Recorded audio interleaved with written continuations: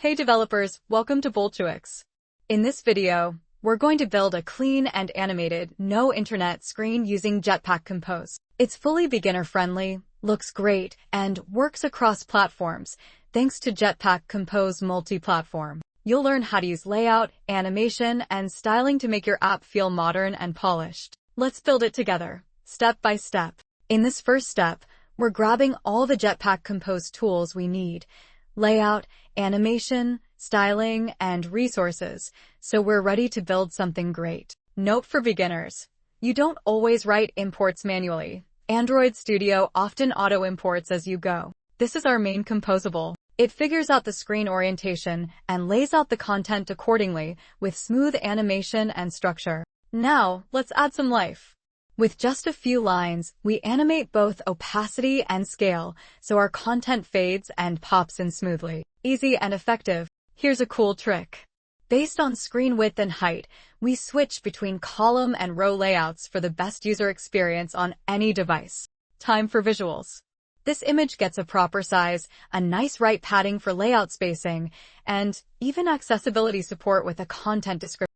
Let's guide the user. A clear title, a helpful subtitle, and a retry button that they can use to reconnect, all styled using Material 3. Last touch constants. We store all UI values like padding, font sizes, and animation durations in one place so it's easier to maintain and update later. Try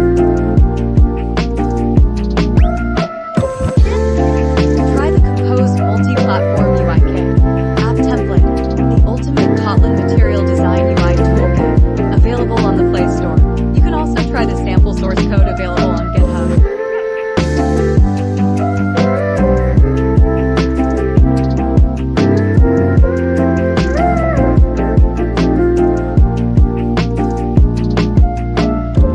Step 1.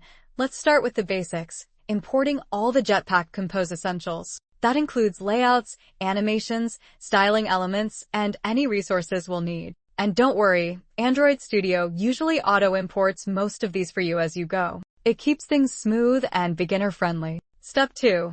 Now, we build our main composable. This is the core structure. It checks the screen's orientation and lays out the content accordingly. Portrait or landscape, the UI adapts automatically, giving users a consistent experience across devices. Step 3. Time to add some motion. With just a few lines of code, we animate both the opacity and scale of our content. This makes everything gently fade and pop into view. Simple, but it gives the app a professional and polished feel. Step 4.